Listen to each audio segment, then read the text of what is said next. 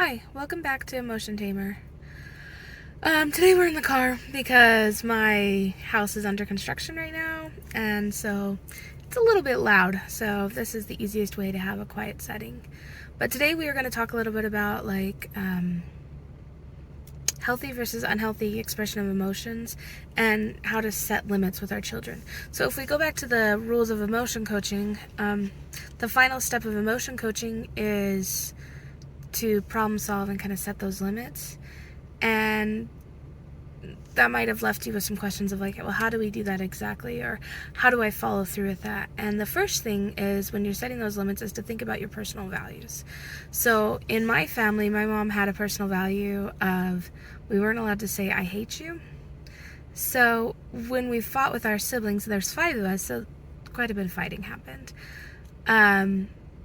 We would get mad at each other and we'd say mean things to each other, but we weren't allowed to say "I hate you" to each other. And so sometimes we'd say "I hate you," and that would be like, nope, you can't say that, and that we'd get in a lot of trouble. But then she'd say, so we started saying things like, "I despise you." Now that sounds worse to me, but for her value was that "I hate you" was too strong of something to say to your sibling.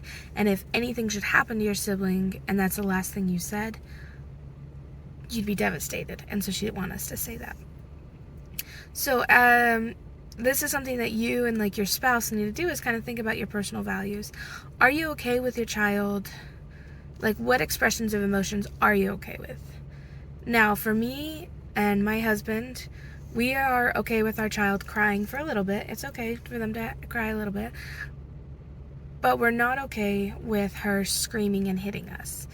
And so we've set those boundaries. And so then as her emotions fall into those unacceptable boundaries, that is a good time for us to step in and try and help her. Before that, if she's crying and sad, we can try and step in and help her, but it's okay for her to feel those emotions. And I guess that's something I might have missed mentioning last time, was that we're not trying to stop them from feeling emotions or trying to solve it for them. They need to learn to solve it themselves. That's part of being emotionally intelligent, or learning to regulate their emotions, is feeling the emotions and kind of calming down themselves. So with the unhealthy versus healthy expression of emotions, you kind of want to figure out what is okay with you. So there was a family that their son kept hitting things, and he would punch holes in the walls, he broke other things. And so the parents bought him a punching bag because they said obviously he needs something to hit when he gets frustrated. And so they would let him hit that, and that helped him.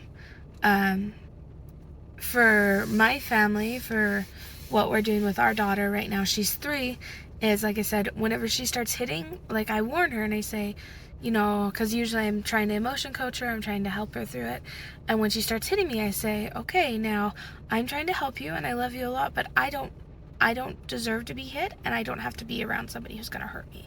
And so if you're going to keep hitting me, I'm going to walk away so I don't get hurt, because I don't want to be hurt. And so by telling her that, it's not okay to hurt me, it's not okay to hurt others, and usually a lot of times me just reminding her that it's not okay to hurt somebody, then she'll stop and we'll be able to work through it.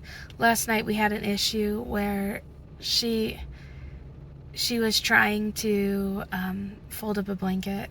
She was helping me do the laundry, and it just wasn't working for her. And she was doing okay, but it wasn't doing as good as she wanted to, and so she got really mad. And so I had to, because she was really frustrated with herself. So we went through the steps of emotion coaching, but then she started hitting me, and I said, it's okay to be frustrated whenever things don't go right, and we can take deep breaths, we can walk away, take a break from something we're frustrated with, but we can't hit others. That's not acceptable. Heimganot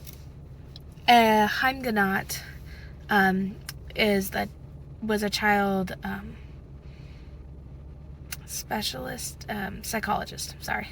child psychologist, and he did a lot of how to talk to your children, how to work with your children. A lot of his research is actually backed up by John Gottman's research. So Chaim Gunott had a lot of good theories, but he didn't actually have the research to back it up. And then John Gottman went in and studied. He loved Chaim Gunott's theories, and so he went in and through his love labs and stuff, he was able to back up a lot of what Chaim Gunott said. So Chaim Gunott said, we need to teach children that their emotions and feelings are not wrong. It's their behavior that's wrong. That they can feel what they want to feel. They can wish or dream what they want to wish, but it's their actions that are wrong. And I've been trying to do that a lot with my daughter. Be like, it's okay to be frustrated. It's okay to wish that you could do this better. What's not okay is to hit me because you're mad. And so what's something we can do? And so she wanted help folding the blanket. So we folded the blanket, and at the end I asked her to, before we folded the blanket, I said, so what could you have done instead? And I said, could you have said, help me, please? And she, nodded her head. And you got to remember, she's only 3, so this is a lot for her. And so I said, can we practice saying, help me, please? And so she said, help me, please. And I said, do you want me to help you with the blanket? She said, yeah, help me, please. And so I was like, okay. And then we folded up the blanket together, and then I gave her some hugs to help her calm down. And we talked about how when we get frustrated, it doesn't feel good to feel that way. So when we're dealing with older kids with their emotions, you can talk to them beforehand or talk to them afterwards about what are appropriate ways to deal with those emotions. So I have somebody I know whose child gets very angry very, very quickly. And so for them, learning their child's cues to help try and calm them beforehand, but also helping the child know that there's things they can do when they're angry that's not hurting others. So for them, that child wants to scream and yell, but it's not okay to scream and yell at their parents. So they have a rule where they can go outside and they can scream and yell if that's what they need to do, or they can go in their bedroom and scream and yell into their pillow. If that's what helps them release the anger, that's okay. It's not okay for them to scream and yell at their siblings or their parents. So just by setting those limits, you're helping them have healthy expressions of those emotions. My niece, she deals with a lot of anxiety, said that when she feels anxious and nervous, she likes to hug one of her stuffed animals, and that helps her deal with that emotion. So as parents, our job is to kind of set those limits of what is a healthy expression of emotion. And so you can even think about your own emotions, okay, so when I'm feeling sad, what helps me?